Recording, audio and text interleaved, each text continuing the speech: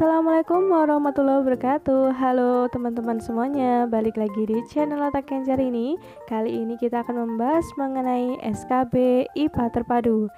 Tetap stay tune di channel Otak Kencar ini. Please like, subscribe, and comment. Kita coba kali ini soal fisika dulu gitu ya. Soal nomor 1. Diketahui gaya yang bekerja pada sebuah balok besar adalah 500 Newton. Tekanan yang dialami jika luas penampang balok tersebut adalah 2 meter persegi adalah A. 2,5 Newton per meter persegi, B. 25 Newton per meter persegi, C. 250 Newton per meter persegi, D. 2500 Newton per meter persegi. Kira-kira jawabannya yang mana teman-teman? Yang ditanya adalah tekanan. Yaps, betul banget yang C. 250 Newton per meter persegi. Pembahasannya di soal disebutkan teman-teman kalau gayanya atau F itu adalah 500 Newton dan luas penampangnya atau A itu adalah 2 meter persegi. Yang ditanya tadi tekanan. Berarti kita pakai rumus P sama dengan F dibagi dengan A.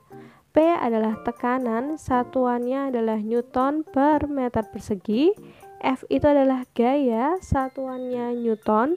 Dan A itu adalah luas penampangnya dengan satuan meter persegi. Berarti kita tinggal masukin ke rumusnya teman-teman. F-nya disebutkan di soal 500. A-nya 2, berarti tinggal 500 dibagi 2, berarti kita dapat 250 Newton per meter persegi. Cukup jelas ya, dan masih gampang banget. Lanjut lagi ke soal nomor 2. Usaha yang diperlukan untuk memindahkan kotak yang terletak di permukaan lantai pada ketinggian 1,5 meter dari lantai adalah 11.250 Newton meter. Newton meter atau joule gitu ya teman-teman. Oke, berat kotak yang terletak di permukaan lantai tersebut adalah A. 750 Newton, B. 7.500 Newton, C. 1.687,5 Newton, yang D. 16.875 Newton. Kira-kira yang mana ini teman-teman jawabannya pakai rumus yang usaha-usaha? Betul banget. Jawabannya yang B. 7.500 Newton. Kita memakai rumus usaha teman-teman. W sama dengan F dikalikan H. W adalah usaha dengan satuannya adalah Newton meter atau joule. F adalah gaya atau berat kotak, satuannya Newton. Dan H itu adalah tinggi, satuannya meter. Yang di soal yang ditanya adalah berat kotak atau gayanya. Berarti rumusnya menjadi F sama dengan W dibagi dengan H. Berarti tinggal kita masukkan teman-teman. W-nya atau usahanya itu kan 11.250 Newton meter. Dan ketinggiannya 1,5. Berarti tinggal 11.250 kita bagi 1,5. Dapat deh 7.500 Newton. Makanya jawaban yang paling tepat adalah option B. Bisa ya teman-teman? Oke, kita lanjut lagi ke soal nomor 3, pewarisan sifat. Pewarisan sifat berperan penting nih dalam pemulihan hewan. Jenis ayam berikut yang merupakan hasil persilangan beberapa jenis ayam unggul dari berbagai negara adalah ayam A. Kampung, B. Broiler, C. Hutan, D. Jago. Kira-kira yang mana teman-teman? Hasil persilangan dari beberapa jenis ayam unggul? Yaps, betul banget. Yang B. Broiler. Pembahasannya, pewarisan sifat berperan penting dalam pemuliaan hewan, yaitu menghasilkan hewan ternak berkualitas tinggi. Contoh hasil pewarisan sifat adalah unggas yang mampu menghasilkan banyak telur, atau sapi dengan kualitas susu dan daging yang baik.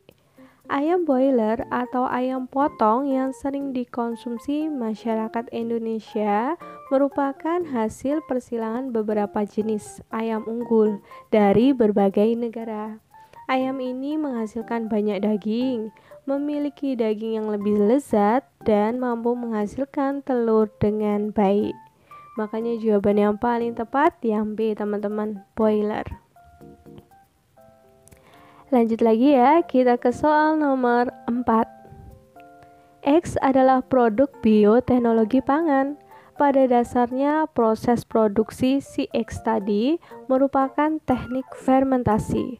Fermentasi dilakukan dengan bantuan jamur Rhizopus sp. Produk bioteknologi yang dimaksud adalah berarti X-nya itu apa gitu ya produknya? A. Kecap, B. Tape, C. Tempe, D. Keju. Kira-kira yang pakai jamur Rhizopus sp itu yang mana teman-teman? Betul banget, yang C. Tempe. Pembahasannya, bioteknologi adalah pemanfaatan bahan yang diperoleh dari makhluk hidup untuk menghasilkan suatu produk atau jasa yang bermanfaat bagi manusia dengan bantuan dari agen biologi. Bioteknologi itu dibagi jadi 2 jenis, teman-teman. Masih ingat kan ya? Ada namanya konvensional dan bioteknologi modern. Bioteknologi konvensional hanya menggunakan mikroorganisme seperti jamur dan bakteri untuk menghasilkan produk yang bermanfaat bagi manusia. Contohnya dalam pembuatan tempe. Tempe itu dibuat dari bahan baku kacang kedelai dengan bantuan jamur Rhizopus sp. Tongkrongin terus channel Otak Kencer ini. Bagi teman-teman yang belum subscribe ya sekarang.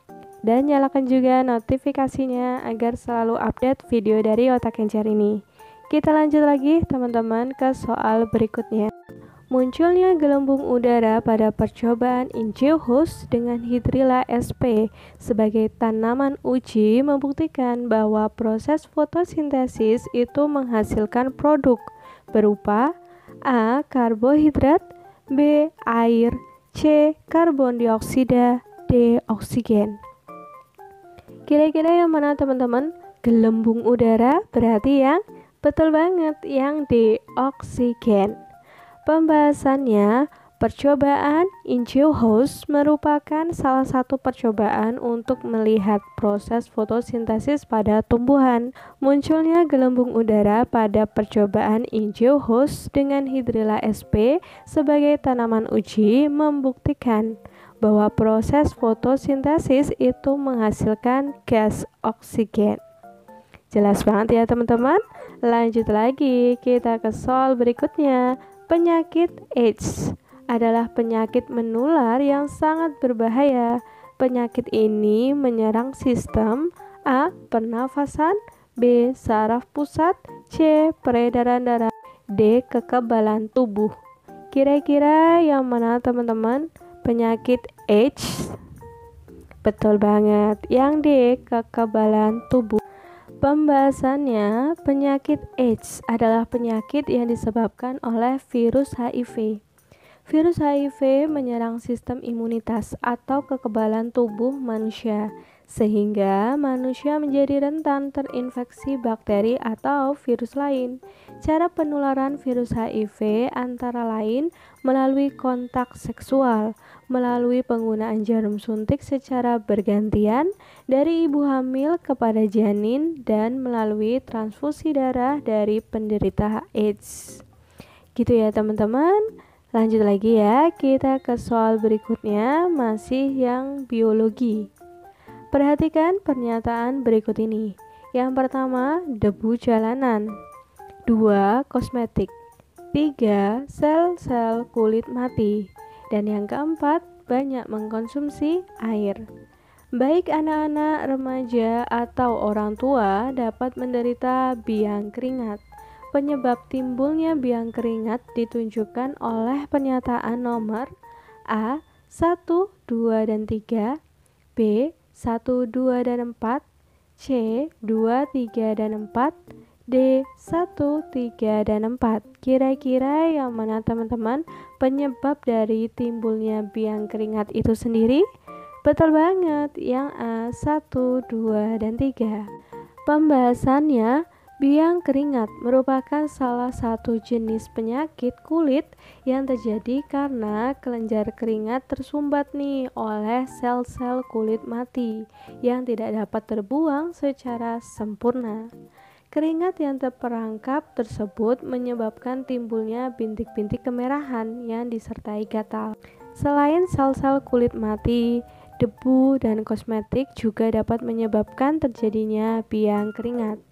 Biasanya anggota badan yang terkena biang keringat yaitu bagian leher, punggung, dan dada. Orang yang tinggal di daerah tropis dan lembab akan lebih mudah terkena biang keringat. Nanti tiap videonya bisa teman-teman pause terlebih dahulu gitu ya untuk memahami setiap nomornya, atau untuk teman-teman stop sesuai kebutuhan teman-teman gitu ya teman-teman. Kita lanjut lagi ke soal berikutnya tentang sistem gerak. Otot merupakan penggerak bagian-bagian tubuh. Jenis otot berikut ini yang bekerja secara sadar adalah A. Otot polos dan otot rangka, B. Otot rangka dan otot jantung, C. Otot jantung dan otot polos, D. Otot rangka saja. Ditanya yang bekerjanya secara sadar ya teman-teman, otot yang mana? Betul banget, yang D, hanya otot rangka saja. Pembahasannya, perbedaan otot rangka atau luri, otot polos, dan otot jantung dapat terlihat pada tabel di bawah ini. Jelas banget ya teman-teman, makanya yang dia itu bekerja secara sadar itu hanya si otot rangka saja. Monggo bisa dilihat perbedaannya, si polos, si otot luri, dan otot jantung. Oke ya, sampai di sini nanti teman-teman juga bisa nih mengikuti giveaway dari otak kencer ini. Caranya gimana? Tinggal teman-teman klik di bagian atas, udah ada link videonya. Teman-teman tonton videonya, yuk ikuti giveaway-nya. Siapa tahu teman-teman yang beruntung gitu ya untuk memenangkan hadiah-hadiahnya. Kita lanjut lagi ya teman-teman ke soal berikutnya. Aktivitas-aktivitas manusia berikut ini yang dapat mengurangi tingkat polusi udara di Jakarta adalah A. Pembakaran sampah, B. Konsumsi rokok, C. Penggunaan kendaraan umum, D. Pemakaian kendaraan bermotor. Kira-kira yang mana mengurangi tingkat polusi udara ya? Betul banget, yang C. Penggunaan kendaraan umum.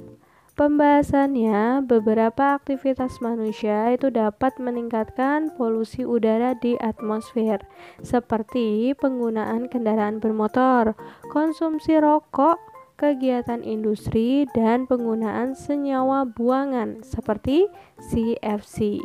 Penggunaan kendaraan umum untuk bepergian seperti kereta dan bus itu dapat mengurangi tingkat polusi yang dihasilkan daripada setiap orang itu menggunakan mobil pribadi atau kendaraan pribadi.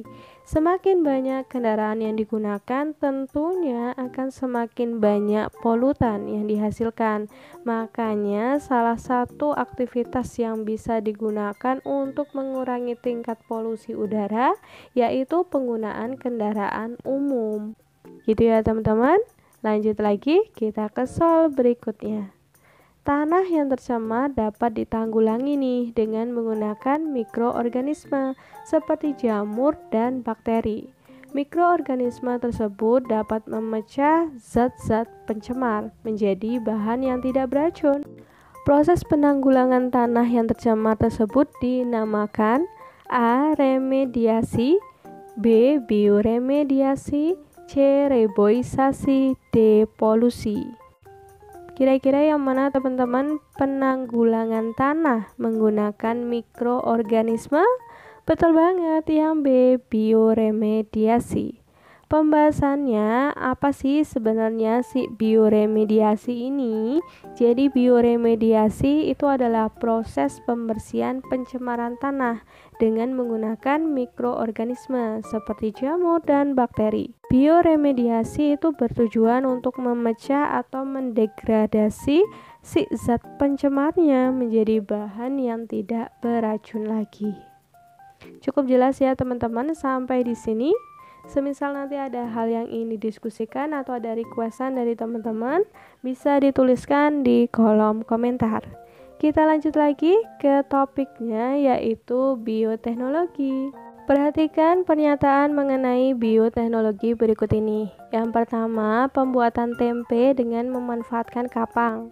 2. Pembuatan tape dan roti menggunakan khamir. 3. Pembuatan yogurt dan keju dengan bantuan bakteri. 4. Adanya rekayasa genetika untuk menghasilkan padi tahan hama. Dan 5. Menggabungkan dua sifat tanaman dengan cara okulasi. Pernyataan di atas yang merupakan kegiatan bioteknologi adalah A. 1 dan 2, B. 1, 2, dan 3, C. 1, 2, 3, dan 4, Option D, semuanya benar. Kira-kira yang menggunakan bioteknologi yang mana? Betul banget, yang C, 1, 2, 3, dan 4. Pembahasannya, bioteknologi itu adalah pemanfaatan makhluk hidup atau bahan yang diperoleh dari makhluk hidup untuk menghasilkan suatu produk atau jasa yang bermanfaat bagi manusia dengan menerapkan prinsip-prinsip dari ilmu dan teknologi. Bioteknologi memiliki peran yang sangat penting untuk meningkatkan produk pangan maupun pertanian. Contoh kegiatan bioteknologi tersebut diantaranya yang pertama, pembuatan tempe dengan memanfaatkan kapang Rhizopus sp. Yang kedua, pembuatan tape dan roti menggunakan khamir. Yang ketiga, pembuatan yogurt dan keju dengan bantuan bakteri. Dan yang keempat, rekayasa genetika untuk menghasilkan padi tahan hama. Cukup jelas ya teman-teman? Lanjut lagi, kita ke soal berikutnya. Meningkatnya populasi manusia di ibu kota seperti Jakarta berdampak pada berbagai aspek nih. Berikut merupakan dampak negatif yang disebabkan oleh meningkatnya kepadatan populasi manusia adalah A. Resiko terjadinya pencemaran semakin rendah. B. Ketersediaan udara bersih semakin berkurang. C. Jumlah air yang dibutuhkan semakin sedikit. Dan D. Ketersediaan ruang dan lahan pertanian semakin banyak. Kira-kira apa nih teman-teman dampak negatif dengan meningkatnya kepadatan populasi manusia? Betul banget, yang B. Ketersediaan udara bersih semakin berkurang. Pembahasannya, meningkatnya kepadatan populasi manusia berdampak pada berbagai aspek kehidupan manusia itu sendiri. Semakin banyak jumlah penduduk, tentunya resiko terjadinya pencemaran akan semakin tinggi. Jumlah air yang dibutuhkan akan semakin banyak. Ketersediaan udara bersih semakin berkurang dan ketersediaan ruang dan lahan pertanian semakin sedikit. Tetap semangat ya teman-teman untuk memperjuangkan SKB CPNS ini. Kita lanjut lagi ya.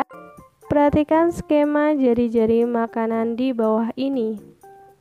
Berdasarkan gambar di atas, peranan musang dalam ekosistem adalah sebagai A. Produsen, B. Konsumen tingkat 1, C. Konsumen tingkat 2, dan D. Dekomposer.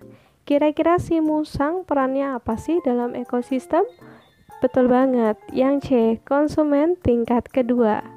Pembahasannya, jaring-jaring makanan merupakan kumpulan rantai makanan yang saling berhubungan. Berdasarkan gambar skema jaring-jaring makanan tersebut, tumbuhan hijau itu akan berperan sebagai produsen. Burung dan tikus berperan sebagai konsumen tingkat pertama. Musang dan burung elang berperan sebagai konsumen tingkat kedua. Burung elang juga dapat nih dia berperan sebagai konsumen tingkat ketiga karena memperoleh energi dari si musang yang merupakan konsumen tingkat 2. Sedangkan jamur berperan sebagai dekomposernya. Gitu ya teman-teman. Oke, kita lanjut lagi. Organisme heterotrof berdasarkan jenis makanannya itu dibagi menjadi 3 kelompok nih, herbivora, karnivora, dan omnivora. Berikut ini yang merupakan contoh organisme herbivora. Yang ditanya herbivora ya. A. Kambing, kelinci, kuda, dan kerbau. B. Kelinci, harimau, kerbau, dan kuda. C. Singa, ayam, kambing, dan rusa. D. Elang, kerbau, kelinci, dan singa. Kira-kira yang herbivora yang mana? Hati-hati melihatnya, jangan sampai tertipu. Jadi keempat-empatnya harus herbivora ya. Betul banget. Yang A. Kambing, kelinci, kuda, dan kerbau. Pembahasannya, interaksi antara makhluk hidup dengan makhluk hidup yang lain itu dapat terjadi melalui rangkaian peristiwa makan dan dimakan. Berdasarkan kemampuan menyusun makanan, peran organisme dibagi menjadi 2. Masih ingat kan ya? Autotrof dan heterotrof. Organisme heterotrof berdasarkan jenis makanannya dibagi lagi jadi 3. Herbivora, karnivora, dan omnivora. Hewan herbivora merupakan kelompok hewan pemakan tumbuh-tumbuhan seperti kambing, kuda, kerbau, dan kelinci. Hewan karnivora adalah kelompok pemakan daging seperti singa dan harimau. Sedangkan hewan omnivora merupakan kelompok pemakan segalanya, baik itu tumbuhan maupun hewan. Contohnya seperti monyet dan ayam. Stay tune terus di channel Otak Encer ini. Please like, subscribe, and comment. Bagikan juga ke sosial media teman-teman semua. Kita bangun channel Otak Encer ini bersama-sama ya teman-teman. Oke, kita lanjut lagi ke soal berikutnya. Perhatikan pernyataan di bawah ini. Yang pertama, peka terhadap rangsang. 2. Membutuhkan nutrisi. 3. Bergerak. 4. Tumbuh dan berkembang, dan 5. Bereproduksi. Pernyataan di atas yang merupakan ciri makhluk biotik adalah nomor di garis bawah ya teman-teman, biotik. Yang A 1 dan 2, B 2, 3, dan 4, C 2 dan 5, D semuanya benar. Kira-kira kalau makhluk biotik cirinya apa sih? Betul banget, yang D semuanya benar. Pembahasannya, makhluk biotik memiliki ciri-ciri yang berbeda nih dengan si abiotiknya. Ciri biotik itu sendiri adalah bernafas, peka terhadap rangsang, membutuhkan makanan atau nutrisi, bergerak bebas maupun terbatas, tumbuh dan berkembang biak atau bereproduksi. Makanya semuanya benar ya teman-teman. Berarti jawabannya adalah yang option D. Kita lanjut lagi, semangat. Kita coba lagi ya. Susunan yang tepat pada sistem organisasi kehidupan dari yang sederhana menuju ke yang kompleks adalah A. Sel, organ, jaringan, sistem organ, organisme. B. Sel, jaringan, organ, sistem organ, organisme. C.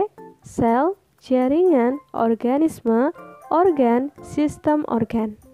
D. Organisme, sistem organ, jaringan, dan sel. Kira-kira yang mana teman-teman? Dari yang sederhana ke yang kompleks? Betul banget, yang B. Sel, jaringan, organ, sistem organ, dan organisme. Pembahasannya, urutan sistem organisasi kehidupan dari yang sederhana menuju yang kompleks adalah yang pertama sel, yang kedua jaringan, ketiga organ, keempat sistem organ, dan yang terakhir organisme. Sel itu merupakan unit terkecil dari kehidupan. Sel-sel dengan bentuk dan fungsi yang sama berkumpul nanti akan membentuk suatu jaringan. Kumpulan dari beberapa macam jaringan yang berbeda dan membentuk satu kesatuan untuk melakukan fungsi tertentu, ini yang disebut sebagai organ.